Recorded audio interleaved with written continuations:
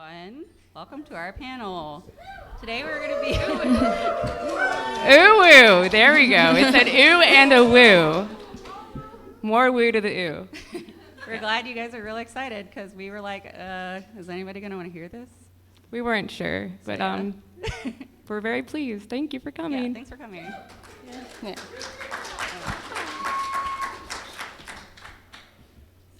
So, this is us if we were Katamari characters. It's true. My name Logan. My pronouns they, them.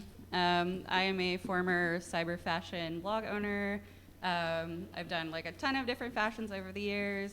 I'm doing like fashion design, and I am a model for the brands Belladonna, I Do Declare, and like a couple other alternative fashion brands. But anyway. They're very cool. We all know it. No, I'm not. My name's Danielle, and I am one of the modmins of J Fashion, Charm City J Fashion. Yeah, that's about it. And I'm also a cheeseburger.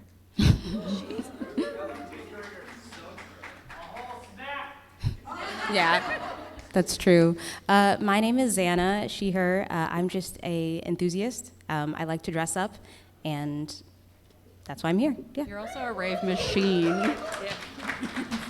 True. Expert raver. I rave a lot too. Yes, yeah, you that do. happens. It's true. And we You're will also God. be talking about rave fashion. We share shoes. Do you want to go in? We're trying not to go down any deep rabbit holes. The research for this, when we were just like looking at pictures and things, like there's so many rabbit holes to go down, especially when we were practicing. So we're going to do our best to get through a lot of content, and at the end, we're going to have a little bit of time, hopefully, so that if you have more questions, you want us to go a little bit deeper or have specific questions about fashions, we can do that then if we don't answer kind of a question that you have in the moment. Yeah, if you guys want to share stories at the end or you're curious about any of the influencers we feature in this panel, please wait until the end. We got a lot to go through. It is a lot. And we also like to talk, so. We have conspiracies. We do have conspiracies. Okay, you want to start this one? Yeah, so why do nerds align with subcultures and alternative fashions? Because we always want to make sure what we're talking about kind of relates to the events of this weekend. So we had a few points that we were thinking about. No one likes us. We're already the outsiders. We're kind of joking on this one because, we're halfway serious, but people do like us. I like you. I hope you like me.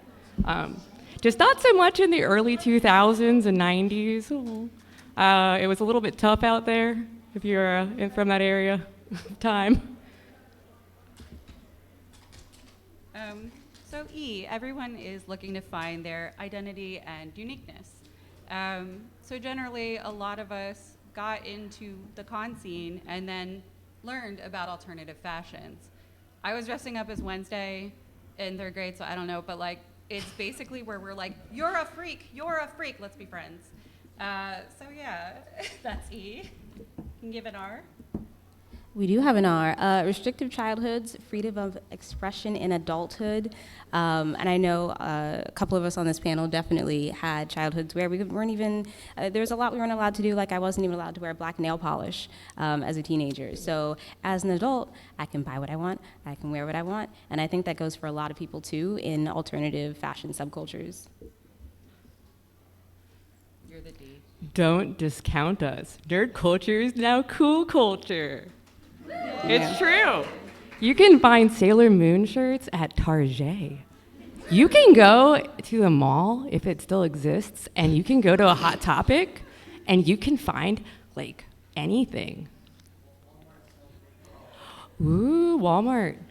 I think a lot of us remember back when if we wanted to find like nerdy fashion or alternative fashion things, you had to go to specialty places, you would go to conventions just for the merchant halls, just so you could buy maybe, if it wasn't just nerdy merchandise, but special like subculture fashion merchandise. And now you can just walk into a store and find things that are for your subculture or for your like nerdy fascination, whatever it is, easily accessible now. Suncoast. It makes me jealous. Some of you remember. Gen Z kids have it so much better than we did. They do. We're jealous. We're very jelly. All right, so right here, if you want to win some sus ribbons, just stay to the end. We have some really cute ribbons to give out to everybody. Hopefully we have enough. I think we have like 90, so we should be good. But in order to get the ribbons, can I get an UwU? UwU! That was pretty good. Yeah. Nice, guys. Yeah. We So want more woo. Yeah, more ooh. Woo. Oh, okay. Okay. All right. Oh, hello. Who is that? That was a good one. So if you guys like something that we show up here, you can give us an UwU and we'll give you a ribbon. Oh yeah, you can always shout out an UwU if you like something on the screen. Just shout UwU from the back. Line up for your ribbons, kids, at the end. We are starting with a pretty easy segue into alternative fashion, which is the goth to e-girl timeline. No, I don't know anything about that. It's pretty evident. I see it. I think it's pretty obvious. I have a couple quotes that I found because I was like, what defines like an e-kid, an e-person? Where did it come from? I know what it is. I know like the defining features, but like where did it even come from? So a few sources, Vox, Vice, Screen Rant. They said that it's an evolution of emo, scene, mall goth fashion combined with Japanese street fashion, such as anime, cosplay, kawaii, Lolita fashion, and Korean street fashion, such as K-pop influences, which all makes sense. Everything, it fits together like a puzzle piece there. And additionally, it's cited that fictional characters such as Ramona Flowers, Harley Quinn, and Sailor Moon were influential in the development of subcultures. Again, it makes sense, it fits. I would say that the e-kid, next slide, e-girl, e-boy, when you look at it, I think we all remember the term poser growing up. You're such a poser, right? And e-kids definitely, sometimes they make me think of like being a poser, they're try-hard, whatever it may be. But really, I think it's that it's effortless. They do it so well. I think for me, it's a little bit of jealousy with like the Yes. e-kids. They do well what people in like the mall goth and the emo phases tried to do, but they do it better and in the 2020s. Yeah. Like you put a short sleeve shirt over a long sleeve shirt and then you tucked it in and belted it. Instant. The hell? I would have never done that. And it's comfortable. Yeah, shit. Only yawn. Logan has a lot to talk about when it lot comes to to this say. topic. Yeah. Cue our resident goth. Yeah. So many years ago, I ran a super cool Tumblr blog about cyber fashion. And this was basically our pipeline as we got older and like into our 30s. And I talked to a lot of cyber goths and they're like, yeah, me too. So this is what happened. Early on, I was a cyber goth. Yes, I was dancing under the overpass, like with my arms and shit. And you know, DJ Season at the time was like a huge influence to me. I cried when I met them. But then, like, as we kind of went through, we were like, oh yeah, I'm going to my job. I want to look professional. I want people to take me seriously. I want to be a level designer, and I'm stuck in QA. They're not. They like my outfits, but only to look at. So we kind of transitioned over to cyber fashion, cyberpunk fashion specifically. I don't have the money to buy Demo Plaza, but these people do.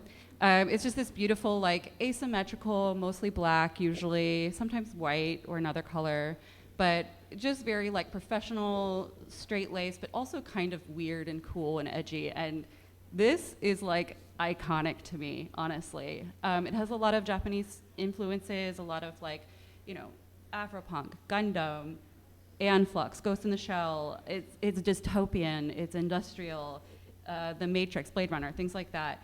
And they brought it into the real world. So after that, we were like, oh man, I ate like a lot of cheeseburgers at the futuristic cyberpunk bar. And we really wanted to focus more on our health. So we slimmed it even down further to this awesome health goth look, which originally was a runway thing. And designers were like, ooh, yes, we're very chic. But like people were already wearing this shit. And then they were like, ooh, runway people are doing it. And then runway people were like, oh my God, these real actual goths are doing this. So it just evolved into this, like, yes, we're just wearing Adidas with goth t-shirts, but we made it fashion. Drink your water. It's a talent to do that and then go for a jog.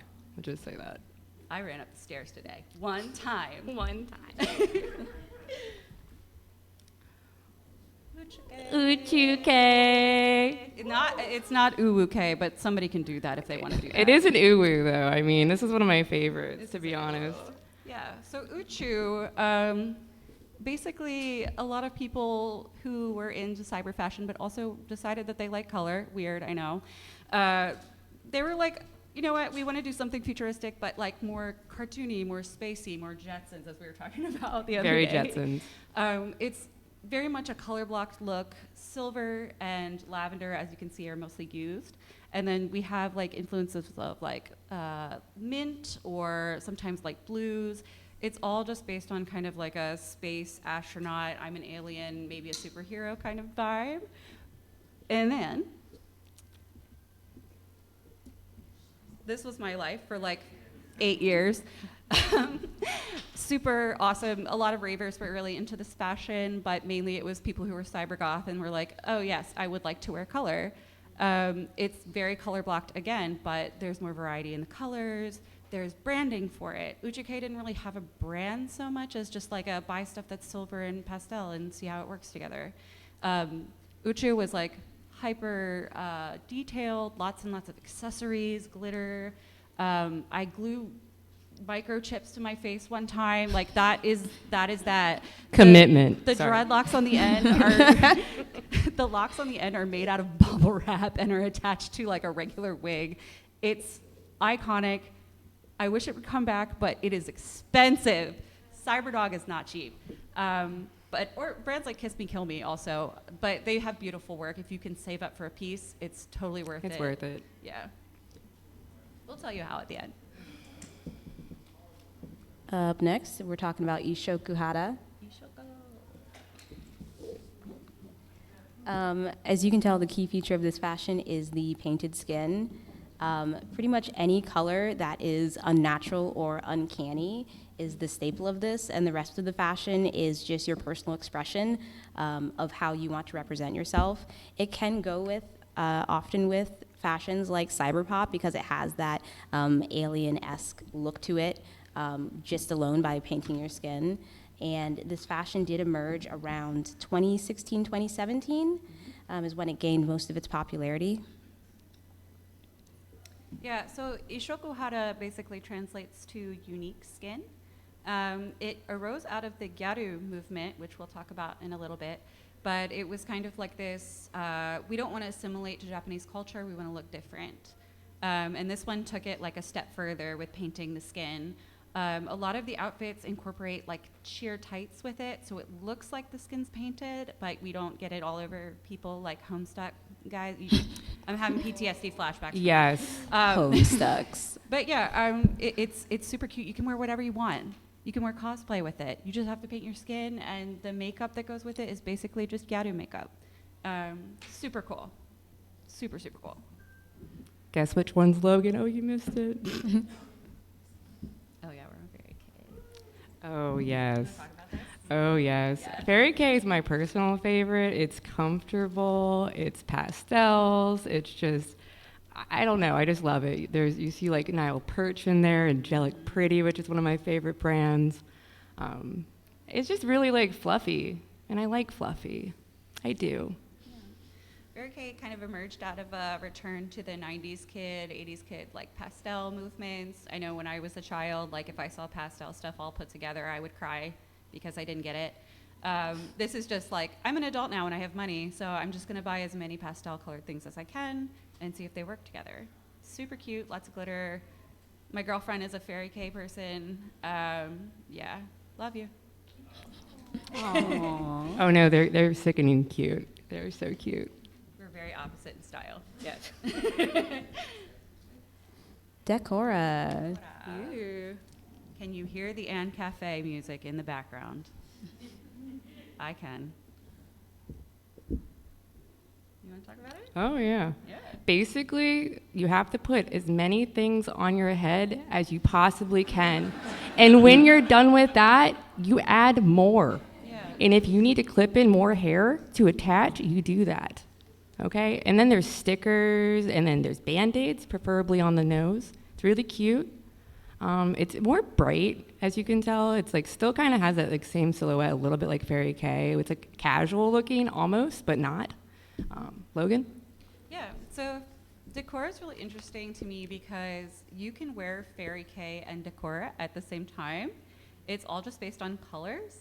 Fairy K is very much like pastel, pastel, pastel, but like with Decora, it's like it doesn't matter what color it is, just put it on. And lots of hair clips. Yeah, lots of hair clips. Oh my God. A lot of like Dollar Tree trips to like making bracelets and clips. You love Claire's. Yeah, you love Claire's. You love Temu. One of the prominent brands for Decora was 6% Doki Doki, if you ever want to check that out. But yeah, these are really great examples of Decora. It's super creative, and you can make it to whatever you want. There's no real requirements. So, yeah. So here's some more examples of Decora. I picked these pictures because of the color palette as a segue to the next one I'm going to talk about, which is a more Western fashion, kidcore. You might have seen this as a more recent fashion. It is a sibling fashion to Decora and heavily inspired by Decora. You can see that the color palette, though, is very structured. Primary colors, color blocking rainbows. It gives you a feel of 90s elementary school classroom, but still very like childlike whimsy.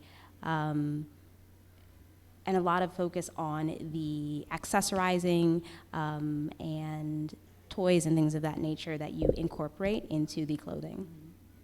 yeah, it's giving like Rainbow Bright, Reading Rainbow. It's so nostalgic, but at the same time, especially if you look at the jacket on the end there on the left, it's like I could see a child wearing this, but I could also see an adult wearing this, and I would still think it was super cute, and I wouldn't think they were looking childish. But the colors, it's amazing. Like color vomit. I love it. Oh, jeez. Let's talk about Y2K. This is a segue slide to prepare us for the next one, just to give, put some images in your mind. But Y2K, we know, has a huge range. We all lived through Y2K. We all wore the clothes that we wore. There are certain fashions that are coming back, though, around in the reimagining of what Y2K used to be. Sometimes it's on point, sometimes it's not. But this slide is to just kind of think of a few of the things we might have been wearing back then, including things like tube tops or low-cut jeans, lots of denim, large accessories, things of that nature, textures. Nails. Do we remember also this aesthetic? You remember? Yes. Jersey Shore, dirty Y2K, Kesha aesthetic. Animal prints, again, large jewelry, big hair, overdone makeup. Big lashes. No strip. This makes me think of Gyaru, which is also having a resurgence. If you want to speak a little bit more about Gyaru, Logan. This is so funny because I never thought of this, and when we pulled up this slide initially, I was like, what? No way! Everything makes sense now. And it's funny because they both were like really popular around the same time. Gyaru kind of started out of the kind of like obsession with like tanned skin, blonde hair, basically the opposite of most Japanese people's like natural features. And they were like, we don't want to assimilate to this. We don't want to look like this. We want to look different again. So this is like emphasized by usually light hair, light color hair. The makeup is really the big boom pow. Like you draw these big lines kind of around the eyes with a little bit of a droop here. And then you have like highlights of white on the nose, around the eyes, sometimes the lips, which gives me Jersey Shore now. Huge hair. You're a beauty queen. Do it up. It's hyper femme, but it's also kind of like bad girl, kind of in a way. It started very early in the 70s, but this is kind of what it looks like now. We got some older 2000s photos and then some more recent ones up here, but isn't that cute? Can I get an UwU? UwU? I think it's very UwU. Something we also talked about was how the dirty Y2K is more Western fashion, Gyaru is more Eastern fashion, but they both also pull heavily from Black community fashion trends. If you look at styles with the jewelry accessorizing, with the nails, I know, Logan, you pointed out that you saw a lot of Black fashion trends in Gyaru, and I said, well, really, I see Jersey Shore dirty Y2K, and where did Jersey Shore Y2K get theirs from? Again, Black community fashions. So it was all kind of happening at the same time, mixing, blending, making it your own in different ways, and it's all very cool. You know those are bamboo earrings. Bamboo earrings. We do love a bamboo earring. So, we wanted to touch on this briefly. A style I really got into at some point was punk gyaru. It's silly. When I was watching Danganronpa, I was like, oh my god, she's kind of like punk gyaru style. So it's interesting to see that in like anime, and then life reflects art, blah, blah, blah. But yeah, the hairstyles in gyaru are usually super backcombed, but this one kind of takes a more visual K route. Mm-hmm. Would you like to show them what visual K looks like? Look at these motherfuckers. Look at them. Sorry. Yes. So yeah, it's just like this, like kind of large backcombed hair, like kind of pulled over. The makeup is still gyaru, but like it kind of goes back and forth with the different clothes that are worn, but they're still uniquely different and specific.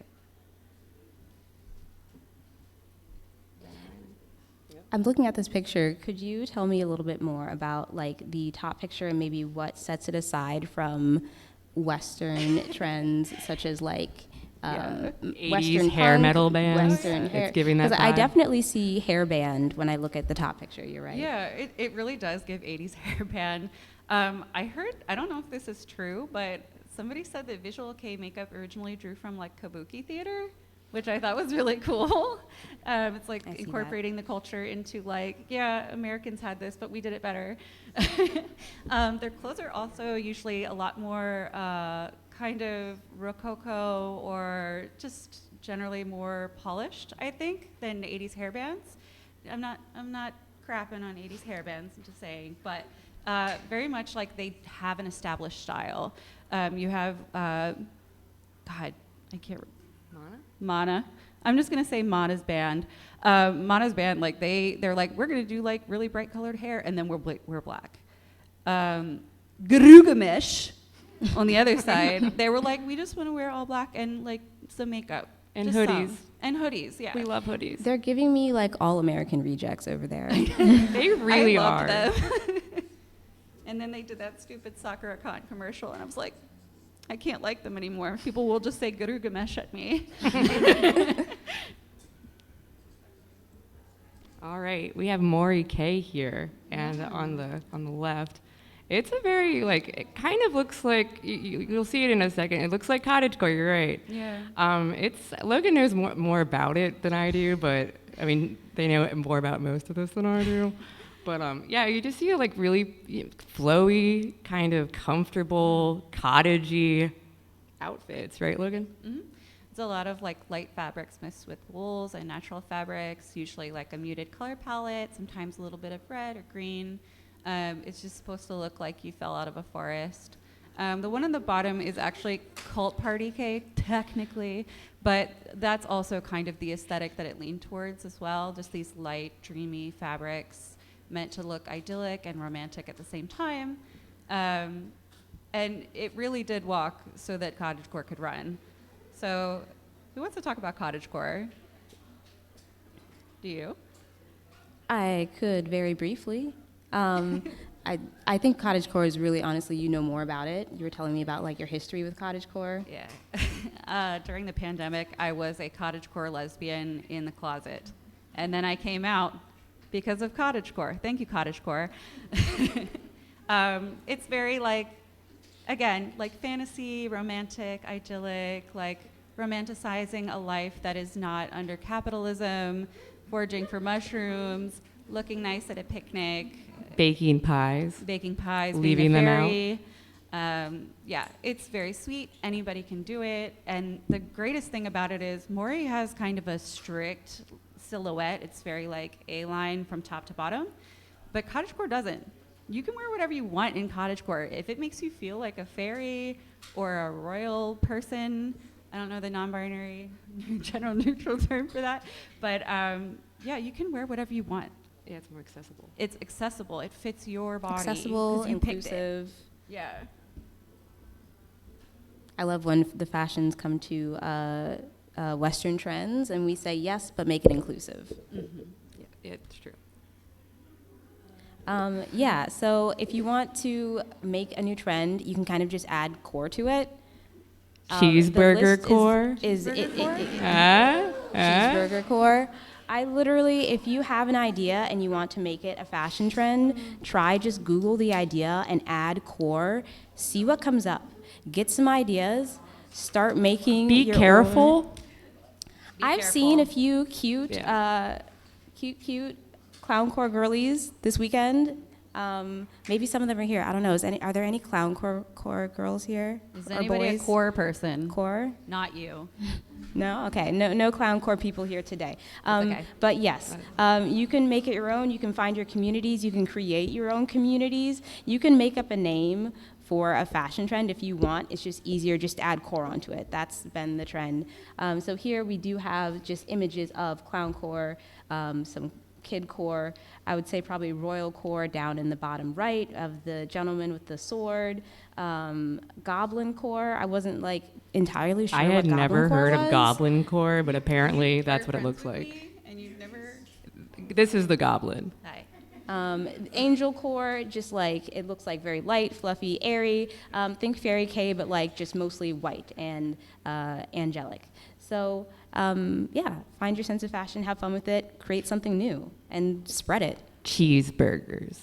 Definitely cheeseburgers. It was fast food core though. Yeah, wasn't fast it? food core. We That's were the- gonna dress up like Taco Bell. Don't ask me what that looks like. My friend was supposed to be Wendy. We made a fan fiction about us in a fast food party. It was amazing. I'll tell you about it later. Okay. We are moving on to Lolita. Alright. We're gonna just rapidly go through these because the next slide is gonna be some more deeper dives. So we have Eternal Poison, Marie Rose, we labeled as forest style classic fantasy. League of Legends, Lolita, the Genki Slam skin, which we won't get into that one, but the Idol cosplay inspired. Dead or Alive 5 Ultimate, Marie Rose, Classic Arrow, Overwatch Diva, the Black Cat skin, specifically Classic Goth, and the Skullgirls, Marie Corbell, made Lolita. That one's my favorite. It's very cute. Okay, so our first deep dive is going to be Lily from Tekken 7, old school Lolita, classic goth. If you want to talk a little bit more about the features. Bell sleeves. Cupcake, right? Would you say that's cupcake? They're all cupcake skirts. These are all cupcake skirts, and I love a cupcake, you know, they're just puffy. You got the frills, you got the tights, you got these really classic, almost like Juliette Justine shoes. Yeah. I mean, and then the hime cut, which means princess, and it's a very, like, you know, straight across, but then you get these cute little fringes on the side, and then very long, straight hair, and it's gorgeous. I love this outfit. Up next is Genshin Impact, Barbara. We decided it was inspired by military nurse motifs because you couldn't quite pin. It took us about 15 to 20 minutes, like, discussing, like, what exactly her outfit was, and that's what we settled on. We were wrong, but don't tell us that. Yeah, don't tell us Yeah. we're wrong, we'll cry. Don't We tell were us we're picking wrong. that up from the navy blue details, the cuffs, the clasps, the metal details on it all gave you kind of military Lolita, but then she's got that hat on top, and we know that she is a healer type character in Genshin Impact.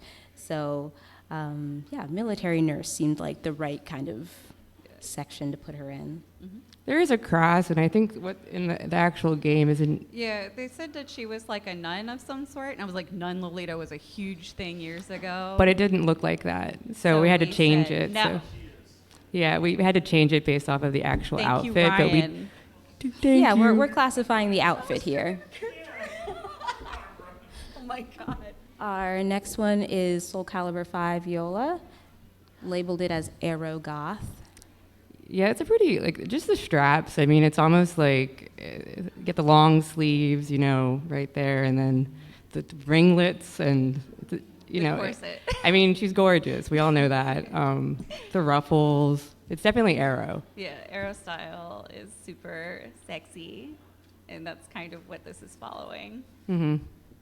Does Aero stand for anything? We're not going to say We're it not because gonna this is say all the word. ages, but Okay. we all. But it's a sexy yeah. word. It's a good word. It's a good It's word. just a shortening. But yeah, just Arrow. Oh, I was going to talk about Danganronpa. Who's seen Danganronpa? I love Celestia. The first time I saw her when I was watching Danganronpa, I was like, that girl's a Lolita. Oh yeah. Yeah, I was so excited to see this. I really liked that Danganronpa incorporated street fashion and alternative fashion into both their games and the TV show. She's perfect. I love her. Next.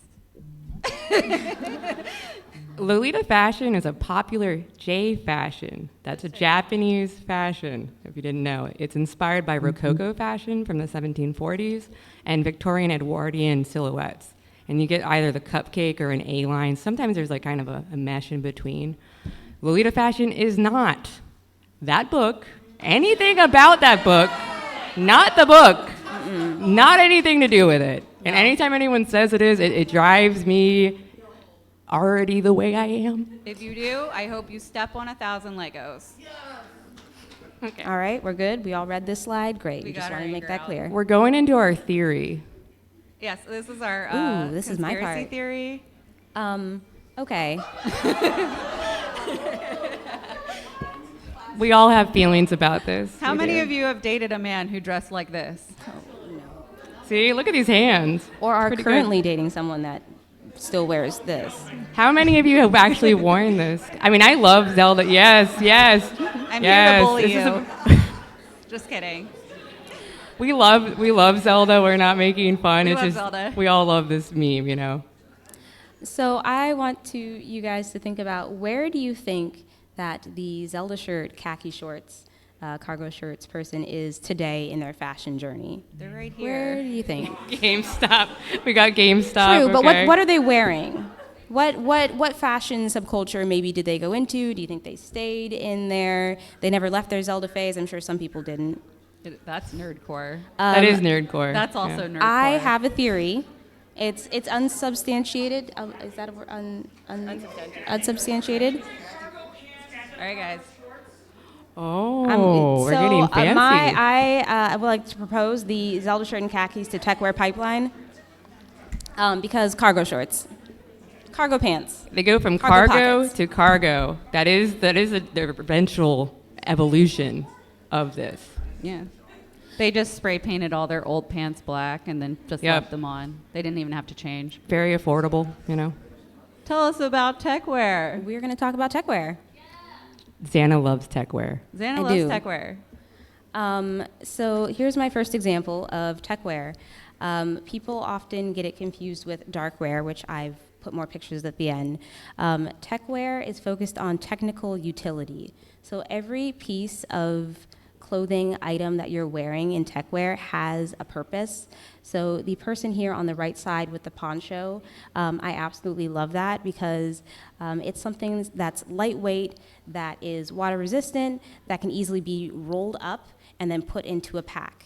When you think of techwear, think of somebody that at any point is ready to like Naruto run and just like break off. Or like at any point is like, what if I just like need to do parkour at a moment's notice? Or what if, I need to be ready to do the kung fu fight when it happens? So that's why joggers are such a staple in techwear, because you have range of motion, specifically with your legs. Joggers are like very easy to do whatever you need to do in. When you think of range of motion, think of range of motions in your arms too. So the poncho is a really great example of that, keeping in mind range of motion. Techwear also focuses on being great for every type of weather. So you want to think of rain, you want to think of sun. The person in the poncho also has a sun guard on the back of their neck. Hats are also staples of it. Anything that keeps you covered, protected from all types of weather. The bags all are strapped down. They're very purposeful. They can probably be worn in several ways. They have durable shoes, whether that's combat boots, sneakers, whatever it is. But you always think about what's the utility. Every zipper, every pull, every snap has a very specific reason. They love panels. They love things that can be moved about to make sure that your wardrobe is ready for anything. Versatile. Very versatile. Yeah. It's giving cyberpunk, but survivalist. And that's very cool. Tactical fashion or warcore, these people don't really care about technical utility. People that like warcore, tactical fashion, they're just kind of in this fantasy dystopian world, and they want to look cool. And they do look cool. They want to look like they're in the middle of some dystopian war-torn society. Mad Max. So you have ballistic vests, ballistic pieces. He's got the combat boots. They're wearing gloves. They're wearing knee pads. The lady here, she has a cool arm cover. There's really no utility to most of this. It just looks really cool. It does look cool. These are the guys that own 15 samurai swords for no reason. Oh man, looking up warcore and not finding images without A sword in it. weaponry. Yeah. The woman here does have like a katana, but finding without like other weaponry, I was like, I'm not trying to put like weapons in my PowerPoint, so it was a little bit difficult to find really cool pictures of people not holding things. And that we I won't be love showing. swords, just, Yeah. Yeah. It But was I'll just show a funny. katana, that's fine. Dark wear. Dark wear is what usually when you think of tech wear, you think of dark wear. Dark wear doesn't really have utility. Again, it just looks kind of cool. So the person up top, he has these pants with like these strappy things on the bottom. They look cool, but if you break out running, I feel like that might trip you. There's no purpose for it. It just looks cool. I was looking at his shoes. Are those combat shoes? Are those sneakers? I'm not sure if they're even tied. You probably wouldn't do well if the zombie apocalypse started. And the person with the cat ears there, again, it looks cool. She's got some clips on her waist and some straps on her shoulders, but I don't really see a reason for it. Fashion choices, which is great, which is perfect. I think a lot of people that got into tech wear may have started from being like, oh, it looks cool, and then they dig a little deeper and find out that the cool look has a really cool purpose. Or some people got into tech wear because they were strictly interested in the utility, and they said, well, let's take utility and let's make it fashion. I just have a couple more examples of dark wear. It doesn't have to be all black. Hinging on the dystopian, the people on the right, they instead went for an all-white look. Again, with the strappy things everywhere, it doesn't really seem helpful in really active settings, and I'm not sure if it's even, their clothes doesn't look like it's water resistant.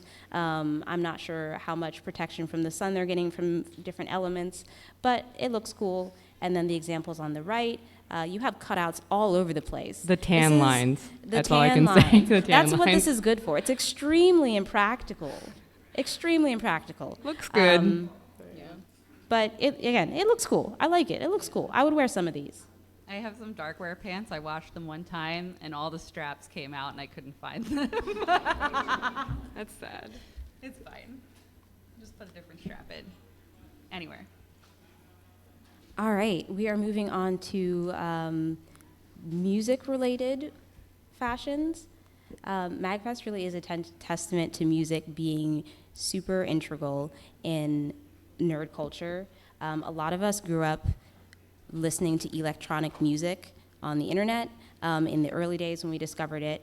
I think all three of us had our All first three. rave experience at a convention. We're like, we like this. We're Yeah. going to go to them all the time now. Yeah. my How first- many of you went to your first rave at a con? First get rave at a hands? convention. Yeah, there we go. I think mine was 12 years ago at a convention. Yeah. 2005 Otakon. A vintage. And you can almost always expect EDM events at a convention, right? Or some type of DJ, some hallway pop-up party with somebody spinning some music. So I would say that like nerds, raves, we kind of go hand in hand. They're friends. So then and now, I pulled up some older pictures to take a look at.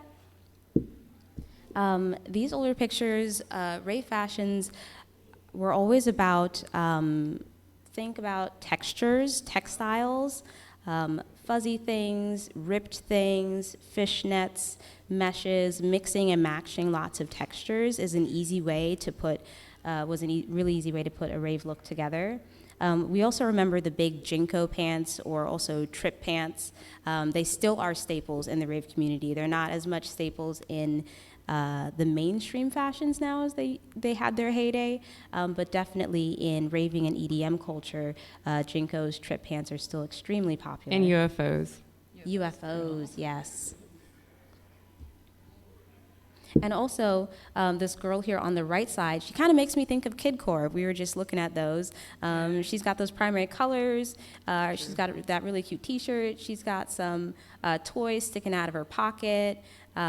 It's giving very much Kidcore, even though I don't think it's really related in any way. That's what that makes me think of. Modern raving fashion. It really is anything goes. So I threw together some pictures that are from more like casual to a little bit more pageantry.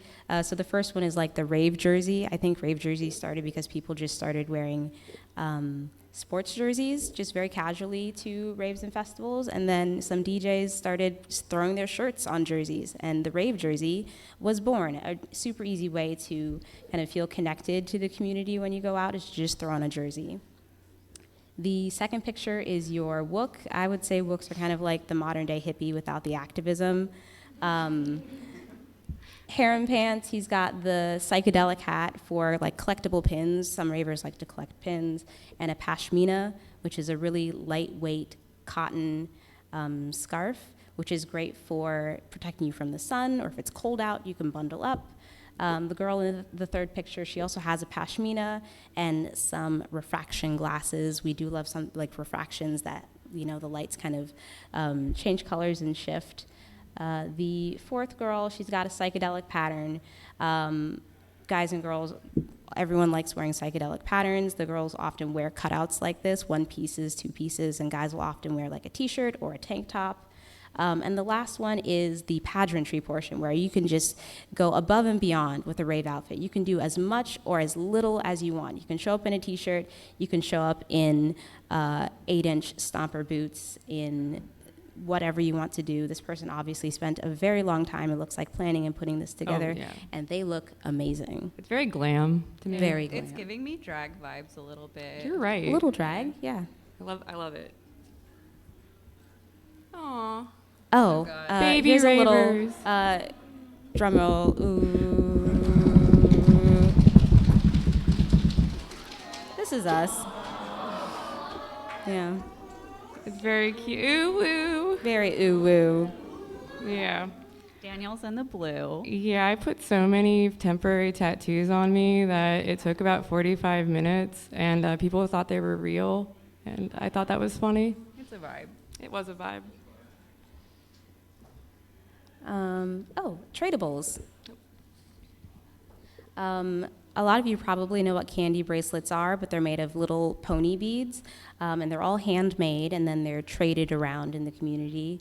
For no particular reason. You could just give one away because you like someone's outfit, or just because you want to spread a little bit of love. We do that here too at MAG, so I mean, Right. it gives good vibes. It's a nice thing to do.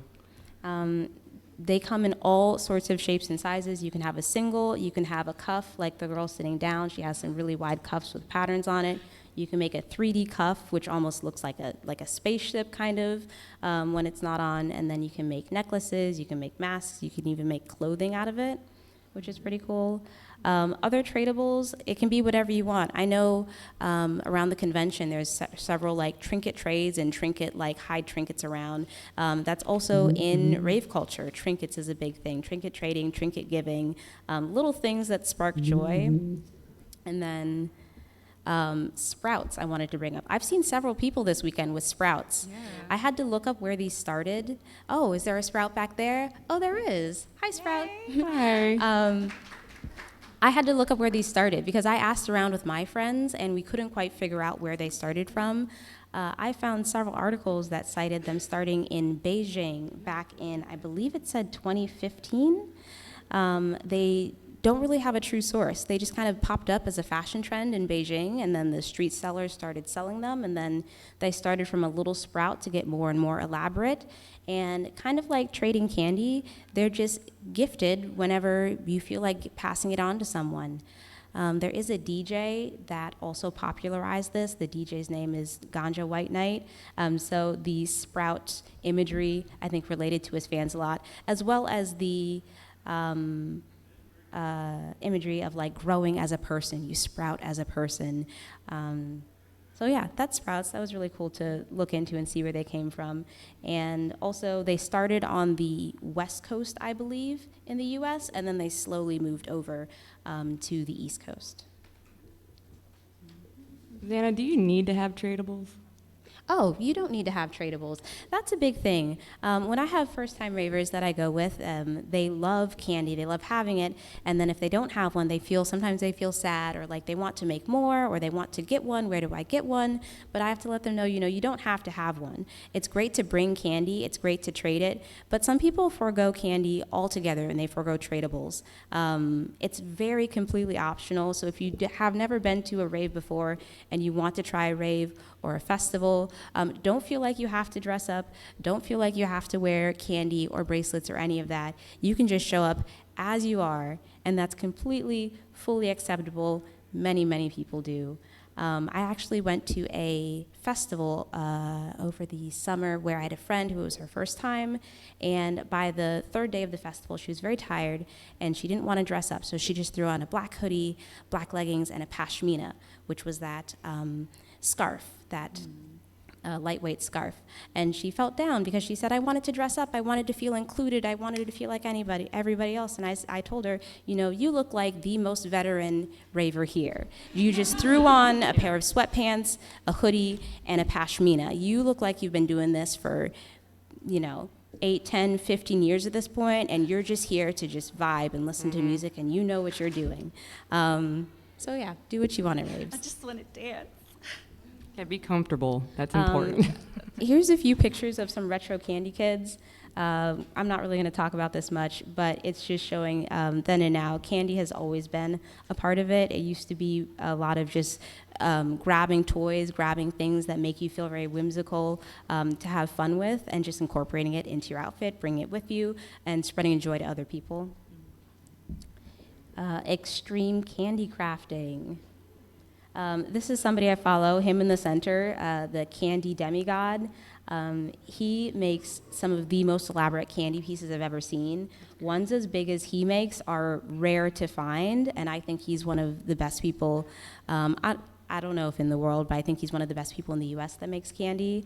There's also that Keyblade there, which is really, I've never seen something like that before, a candy Keyblade. And then the girl on the left has a huge, huge perlers, which are the flat ironed pieces that you can attach to necklaces. I've never seen any that big in my life. You can follow Candy Demigod on Instagram. And then I had mentioned candy clothing.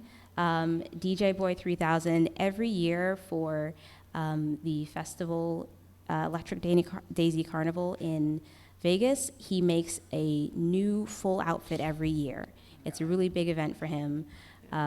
So he's got a harness in the first one. He's got an entire, like an armor setup.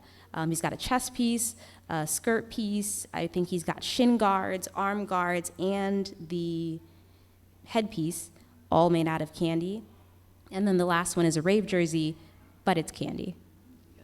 This guy must be like ripped to have to carry all this around. Yeah, I get heavy. He probably works out just to be able to wear it. I'm sure it's Right. super heavy. Oh, okay. The next one is Anthony Wang shoes. I've actually bought Anthony Wang shoes at a convention before. They have a whole Gundam collection. I spent a long time trying to find all of these patterns because they don't list them all on the website when they're sold out, and they don't list them all on Instagram. So I had to go through a lot of different types of Google searches to find these, but it's pretty cool. One of these does not look like Gundam to me. It looks like Yeah, a just little bit, little Yeah, bit. we saw that color scheme and we're a little confused there if they had the right collaboration. yeah. I initially thought that they were Evangelion shoes, and then they were like, "No, it's Gundam." I'm like, "Oh, I'm I'm sorry." like, that one is not so much. I don't think. I mean, maybe, but Yeah, these shoes are sick. They also have a Genshin Impact collaboration. And so that is the Skyward Blade, the Wolf's Gravestone, and then the characters Ganyu, Raiden Shogun, and Venti. And that just also kind of shows how nerd culture really is entering the mainstream in full force when you can get these designer shoes making collaborations with Gundam and Genshin Impact. All right, we are getting to the end portion. We're going to talk about things like how you can find different fashions, search terms, reverse image searching are really helpful. Some people don't know how to use a reverse image search. If you go to the Google bar on your phone, it's really easy to look something up with Google to do a reverse image search. it'll save you money too, because a lot of the things on Amazon are actually coming from Temu and they're just reselling. Same thing on Etsy. So just check, because you might be paying $50 for something you could get for like $13. Yeah, a lot of CyberDog stuff is like still sold on like Facebook groups and stuff too, so you can get it through there through the reverse image search. The Tokyo Lookbook actually was like one of my favorite books for a long time, and it shows a in-depth kind of walkthrough on alternative fashion in Japan and how it kind of moved more in a Western direction. So that's a super awesome book if you want to check it out. We have a couple blogs on here. One of our friends, Rain Dragon, her blog is fantastic. This girl is wild. I came over one time and she's like, "Oh, I'm almost done photocopying the 1999 editions of the Lolita like magazine." I'm like, "What?" She's chronicled like everything. Art I mean, history. it's amazing, and we love Check her. her blog out. It's really nice. It's very helpful, especially if you're trying to wash your Lolita. Yes. And lastly, my favorite, I only watch Mina Leigh's YouTube channel. She does in-depth fashion essays on alternative fashion. She's very entertaining and she likes memes. So go watch her on YouTube. We collected just some brands we personally like. This is in no way a full list. There's so many brands of all levels, from small businesses to large businesses that sell. But these are some of our suggestions and the fashions that they specialize in. I'll just give you a second if you're trying to take a picture. We can also have you like pull this up for you guys later. Oh yeah. If it's hard to see, I know this is like white on a background, so it might be hard to see. You can always come up afterwards too and just ask us about it. On a budget, I'll go back. One more person. You got it? Thank you. Okay. There's a lot of ways to do it on a budget if you can't get it from big name brands. So we are no strangers to a lot of these options here. Do you want to talk a little bit about this, Danielle? Well, if you're looking for Lolita, one of the places you can go and get resell is Lace Market. Just you can Google it, you'll find it. It's great. It's not Lace Market in the UK. Skip over that first search result. What can you tell us about Taobao? Not a lot of people know what Taobao is. Oh.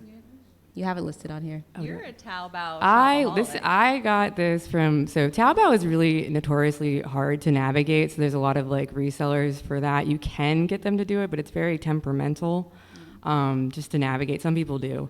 Yeah. I get most of my stuff off of Facebook, Chinese Lolita updates. I got this entire outfit from there. It takes a long time for them to manufacture because it's special order. But yeah, Taobao is where Temu gets all of its stuff. pretty much. Yeah, A lot steal of their photos. yeah, you can almost, if you get used to it, you can literally see how they take the photo, and you can tell after a while like what is from Taobao and what's not. You did that to me the other day. I sent Yes. you something that I wanted from a website, and you said, that looks like it's from Taobao. And then you did your thing on the internet, and you How? said, oh, I found don't the know. original. I don't know, but I can tell. Taobao is essentially, my Chinese friend said, it's the eBay of China. But for Western users, you do have to use a shopping service, unfortunately. So you can Google them, do it, but it's really yeah. difficult to navigate. It's just not. It doesn't translate very well. yeah, it's very hard to search. It doesn't things. want you to like get into it. Like you'll make an account, and it lets you make an account. It's a whole friggin' Yeah. thing. But if you check out Chinese Lolita updates on Yes. Facebook, they will order things for you. They're super nice. Super sweet, yeah. And they'll communicate with you throughout the entire process, so you know what you're getting. Expect to wait though. It's not like it's Yeah. not fast because they And have to. sometimes it's like yeah. a 3-month wait to get your stuff. We It's just worth wanted it. to bring this up real quick. Just beware of unethical brands. Do your research. Some people are just unaware. Some people just choose to be unaware. One that we want to bring up is Dolls Kill. There's a lot of things over the years that's come up about them. Ableism, racism, promoting SA, promoting SH, unapologetic art stealing. They're extremely controversial. They have a lot of really good clothing for a lot of different fashions. So many times I will find something that I really, really want, and then I see, oh, it's Dolls Kill. Do your research. Go to Depop. I found there was a pair of shoes that I just really, really wanted, and I waited for months until like somebody just sold them on Depop because I'm not going to directly support them anymore. Yeah, Mercari has a lot of cheap options too. Sometimes they usually sell like the plus size versions. So I shop on Mercari a lot for Dolls Kill stuff, but I won't buy from their store. Something to think about too, people talk a lot about fast fashion. We're not going to spend too much time on this. Is it evil? Think about your stance and why. We aren't going to gatekeep. There is no gatekeeping to fashion. Everybody has their own budget, so if you can afford to go through small brands or the medium-sized brands that specialize in what you want, great, amazing. If you really don't have the budget for it, and fast fashions is the way for you to get started and dip your feet in, think about what that means to you, what pieces you really want. That's just a really personal choice of whether or not you're gonna shop fast fashions, shop small businesses, shop large businesses. But take a moment and think about that for yourself. Or you can learn to make your own clothes. I know not everybody can do that, obviously, but like I started reading books on sewing this year so I could make clothes for myself and my girlfriend, because sometimes the clothes aren't made for us. And I want something that's like perfect and is going to last forever and is made for my body. Oh, hey, cat ears. Yeah. Oh, hey. Ready? Oh, cat ears. And I has cheeseburger. You can hash cheeseburger. Yeah. So that really is the question. Why the hell do e-girls love cat ears? Why do they love cat ears? We don't know. We don't have an answer. It's just cute. I mean, I don't know. Like I just put these on and I look like 10 times cuter, and I know I do. instantly. I look bad in most photos to me. And my girlfriend was taking a video last night of us in our cat ears, and I was like, I like this picture of me. I like this one. Oh, it's because of the cat ears.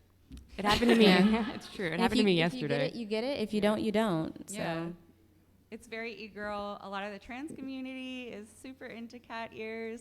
I bought cat ear headphones for my girlfriend when we redid her bedroom this year, and I was like, are you really a trans girl? You don't have cat ear headbands? You get your trans friend a cat ear headband. That's what you got to do. Support the trans community. So again, we are your panelists. Danielle, I am Xana, and that is Logan. I'm Logan. We wanted to thank our great liaison, Christian Armstrong, for helping us. set this up.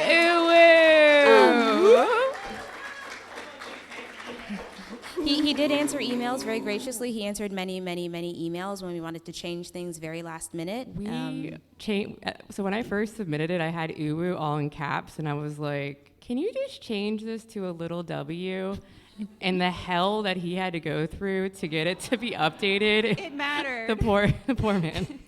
We appreciate you. Does anybody, I think we have just a couple minutes left. Was there any fashion that you maybe had some questions? I'm not sure if we'll be able to answer, but is there anything that we wanted to dive into a little more? I have a question for the panelists, if that's okay. Sure. Was there a main influence on you as a fashion designer or just kind of like a main like Lord of the Rings or a certain music band? What was like your main influence for the fashion that you predominantly wear? The main influence for the fashions that we predominantly wear. When I look goth, it's the Matrix. I love those shiny pants. I love them. Ooh. Final Fantasy. Look at all the belts. I mean, I come call it on. belt core. Belt core. I have a lot of belts. I brought a suitcase just with belts in it. It's true. Actually, it was J fashion. I was really into anime, and I started listening to J rock. So I started wearing J rock clothing, and then my friend was like, "You should be a Lolita model," and I was like, "I don't really want to do that, but okay." And now I'm a Lolita model. And they wear Lolita too now. Yeah, sometimes. Yeah. I don't know if I have a direct inspiration from anything. I just think it's other people. I think I'm inspired by people that I see, whether it's here at conventions or online. In the wild. Yeah. I've started putting on these huge e-girl eyelashes, and everybody's like, "Oh, I like your eyelashes." And I'm like, "Well, the e-girls online wear them, so I want to wear them." I was actually thinking, I look at you from your profile. I was like, wow, you look really pretty with those lashes. Those lashes. True. Yeah. Keep your whole face cool. Yes? I'd love to talk, I know it's not specific to like Japanese fashion, but I'd love to talk about Lindsay Goff. And like, I feel like that's really loved the past few years, and like what your takes are on that. I definitely feel like it's like that like resurgence of like 90s nostalgia, definitely. But, Yeah. just curious about your take. I think we can answer this one, and then we gotta go. So if you want to talk a little We'll be bit, outside and for then, a little bit, though. and Do you then have anybody else that questions? wants to discuss, you can come up to us afterwards. And then we do have ribbons, so we'll meet you afterwards for that too. You want to talk about that? I was in a community for a while. It's very much influenced by kind of Victorian aesthetics, a little bit of, what is it called? The dark academia movement. And I think a lot of people saw that and were into cottagecore, but they're like, I also want to wear black instead. So they wanted to kind of have like that for themselves. But a lot of the photos I know that are Whimsigoth, like tagged as Whimsigoth, I'm like, that's my friend's photo. That's her wall. Those are her taxidermies. Like, I know where they came from, and it's really cute because it's nice to see other people really interested in it, but making a little kind of fantasy novel twist on it. I appreciate that a lot as somebody who read a lot of The Secret Garden growing up. Yeah, we gotta go now. Yeah, we 'cause, gotta go now. We would like to thank you all Thank for you, coming everybody, out. for We weren't coming and expecting sitting such a through big our turnout. talk.